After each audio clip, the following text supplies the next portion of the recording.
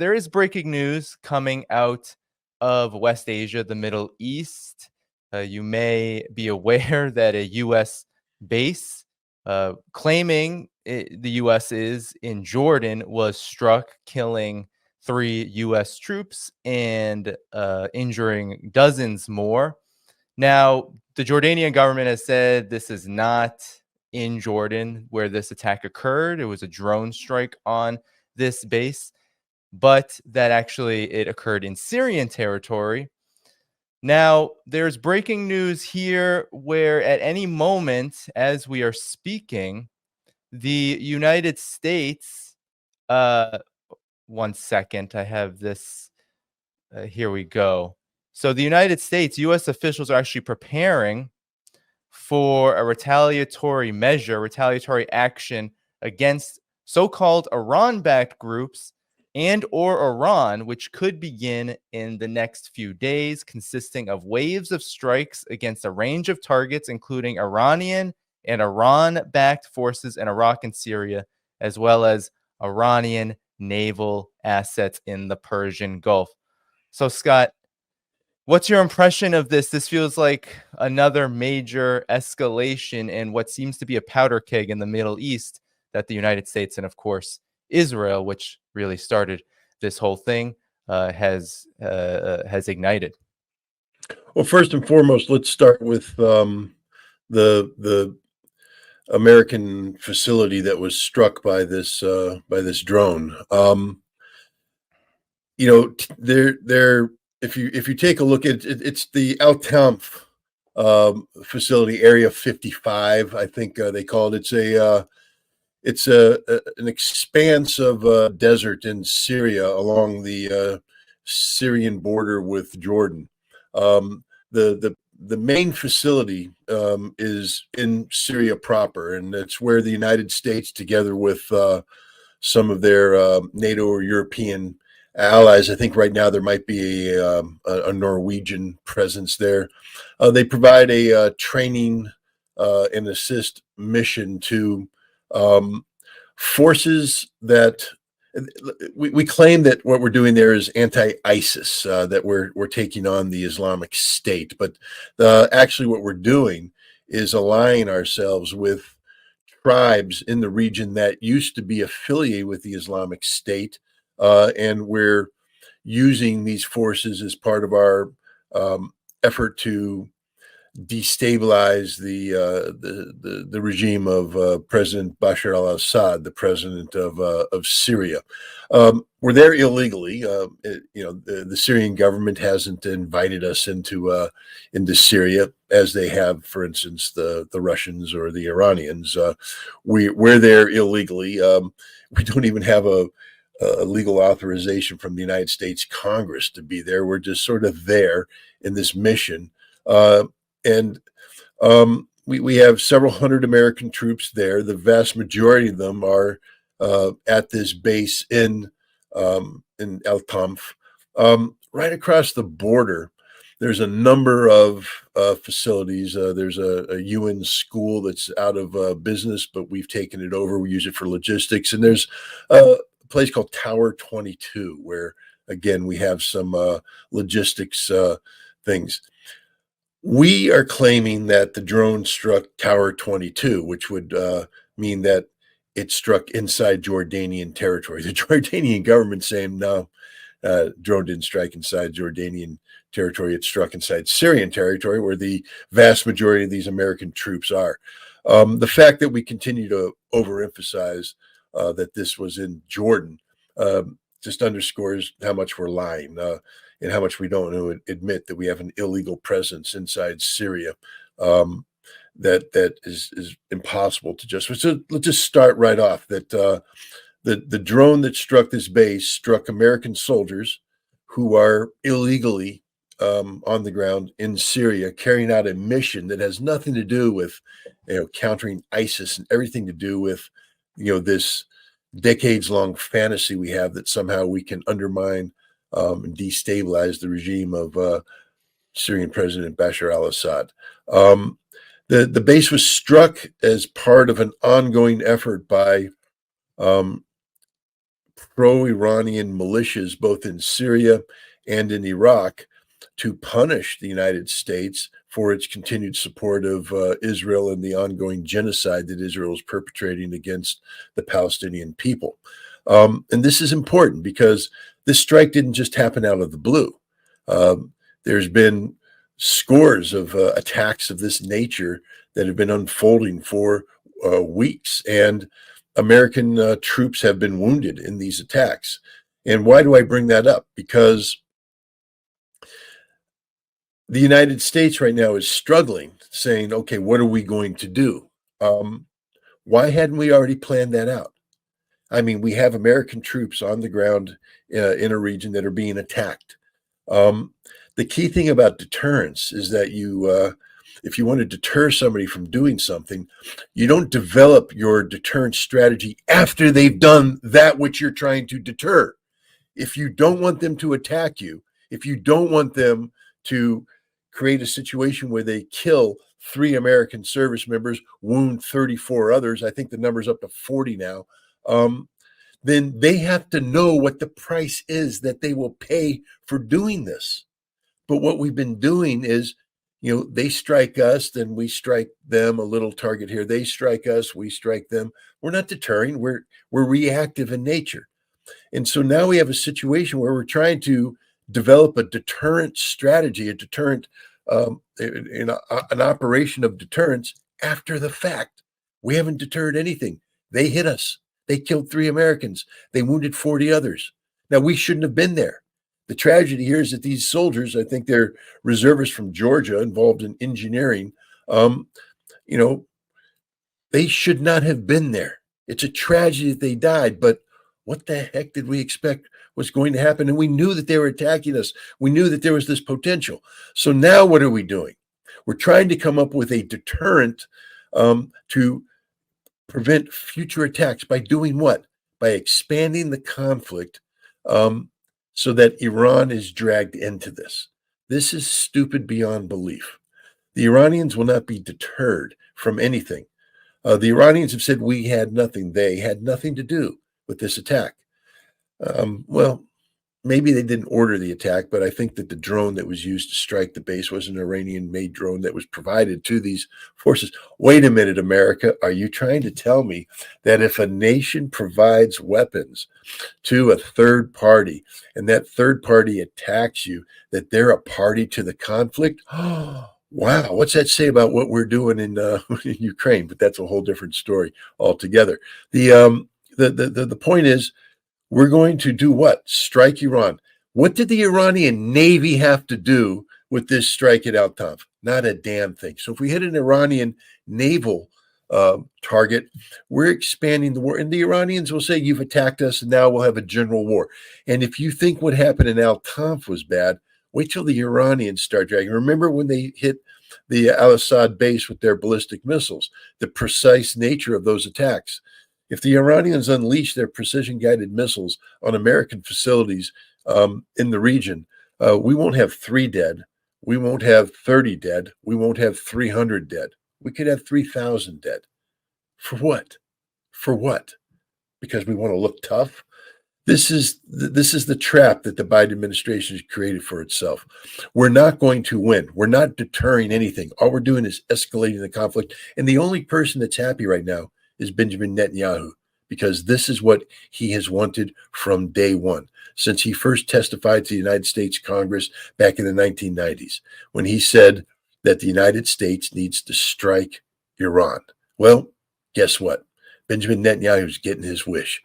If we do what the news reports claim that we're getting ready to do, there will be a general war between the United States and Iran, a war that we're not prepared to fight, we're not equipped to fight, in a war that we will definitely lose. Yeah. Talk more about this losing to Iran aspect, because it feels like since October 7th, 8th, 9th, especially after Israel's assault in Gaza, everything the United States has done up until this point has been to escalate this regional situation. And it seems like there's so many focal points and multiple points of just this powder keg that many are talking about, where it's just one location after another in the Middle East. There are these resistance forces, their axis of resistance, that are in open revolt to what Israel is doing, and of course what the United States is doing to support Israel. But you have Bolton, Lindsey Graham's of the world, all advocating for a war with Iran. And you have the Biden administration, while claiming not to want a wider war and sending Blinken everywhere around the Middle East to supposedly stop this, everything the United States is doing policy-wise, especially militarily, seems to be on the opposite track. So why then, if the U.S. isn't in a position to fight this war, would they go for it? Is it truly that Israel is that influential over U.S. military policy, or is there something bigger? It's a combination of the two. I mean, definitely Israel is, I mean, let's just be honest. Israel doesn't make U.S. military policy. I mean, they influence America's policy posture in the Middle East. But the idea that Israel somehow picks up the phone and says, bomb this, bomb that, is absurd in the extreme. The United States makes military policy. And here's the problem. We still believe that we are the power that we were back when the Cold War ended, when the Soviet Union collapsed and we emerged from that decades-long Cold War conflict as the sole remaining superpower on the face of the earth, where American military power meant something because it was unmatched. Nobody could match us. So we could deter people by threatening the use of American military force. Then we had the 2-decade-long global war on terror, where we got trapped in this conflict in the Middle East and in Southwest Asia, low-intensity conflict that dominated every aspect of our military, from recruiting to the equipment that we were purchasing to our training. Our entire focus was on Iraq, on Afghanistan, on countering Al-Qaeda. We forgot the basics. We stopped doing large-scale ground combat. We stopped training for it. And we forgot how to fight a real war. We stopped funding it. We stopped preparing for it. Meanwhile, the world is still spinning around, doing what it does. The world's watching the United States, observing what we're doing, how we operate. We were trapped with legacy mindsets. And what I mean by that is, World War II era type thinking, carrier battle groups. Yay, we got an aircraft carrier. It costs us billions of dollars. We put airplanes on it and we sail it to the coast of some country and the airplanes take off and we bomb the crap out of them. Except people now look at it and say, well, what if we build some missiles that can sink that aircraft carrier before those airplanes come in range of our shore? And they've been doing it, area denial weapons. The aircraft carrier is outdated right now. We are in danger of losing the Dwight D. Eisenhower or the Carl Vinson if we dare sail that into the region, because the Iranians will sink it. They will absolutely sink an aircraft carrier. This is the reality. We can't deter people as long as the threat remains sort of mysterious. We don't know what America can do. We're a little afraid of what America can do. So we're not going to do anything to get the American beast unhappy with us. But today, everybody's like, well, we know exactly what America can do. They fire some cruise missiles, they drop some bombs, and that's it. That's it. We can't do anything. We can nuke them, but we're not going to do that. So the Iranians are like, guys, we'll shut down the Strait of Hormuz. I mean, the Houthi have shut down the Red Sea, the Bab el-Mandeb. I finally said it right. And they've shut it down. Israel, the port of Eilat has no ships in it. The Suez Canal has a precipitous drop in usage. Europe is suffering because of the billions of dollars it's costing to divert shipping around the Horn of Africa because they can't go through the Suez Canal because they can't go. And that's the Houthi that are doing it with relatively primitive weapons. The Iranians will shut down the Strait of Hormuz. Europe will become strangled. America will become strangled. Our economies will collapse. And if they push it too far, then the Iranians will just shut down oil production throughout the Middle East. And there's not a damn thing we can do to stop it. And all those fancy aircraft we have, I mean, they don't just appear out of anywhere, Danny. It's not like, it's not a computer game where they go, oh, tap, tap, tap, F-22s magically appear over Iraq and drop bombs, tap, tap, tap, ooh, and then nothing. No, they take off from a base. That base is Al Ubaid base in Qatar. It's right there. You know where it is? Right smack in the middle of the Persian Gulf. And you know who has missiles that can blow the living crap out of it anytime they want? The Iranians. And you know who doesn't have enough air defense to protect it? The Americans. We'll lose that base. So all the planes that we think we're going to be using to carry out this fancy air campaign against Iran will be destroyed. Nobody's thinking. There's no one home in the White House. We don't have the military capacity to deter squat. And if we think we want to stand up fight with the Iranians who've spent the last 30 years watching us operate in Afghanistan, in the Middle East, let me give you just a pro hint on what war with Iran is going to be like. Two little short stories. One, Israel, our proxy, 2006. The Israelis had a commando. They have a commando force, Sayeret Matkal. It's their elite Delta Force type unit. I pounded my head a little too hard on that one, and it's stinging. But they're launching an attack on a village against Hezbollah, who are trained by the Iranians, who have Iranian assistance. The Israelis are using frequency hopping encrypted radios provided by the United States. It's almost impossible to intercept the stuff, and even if you intercept it, by the time you decrypt it and get the read, it's too late. It's really good tactical stuff. So they're communicate. Meanwhile, the Iranians are on the other side, and guess what they did? Yeah, they broke into the frequency operating radios, and they synced it, and they decrypted it real time, and they have a linguist trained in Hebrew who can mimic voices. So they're able to break into the Sayeret Matkal radio net, mimic the attack commands, and force this unit to attack prematurely, walk into an ambush where they are almost wiped out. That's what the Iranians did.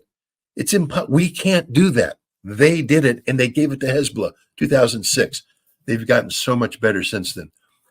The United States had a drone they called the Beast of Kandahar, the giant B-2 looking stealth drone, and it was taken off from Kandahar. It flew that mission over Abbottabad in Pakistan, provided, remember that famous photo of the White House all staring at the screen during the SEAL raid against Osama bin Laden? That's the drone footage coming from the Beast of Kandahar that's hovering over there, and it's flying around. The Iranians parked people outside of Kandahar, and they just sat there and intercepted signals.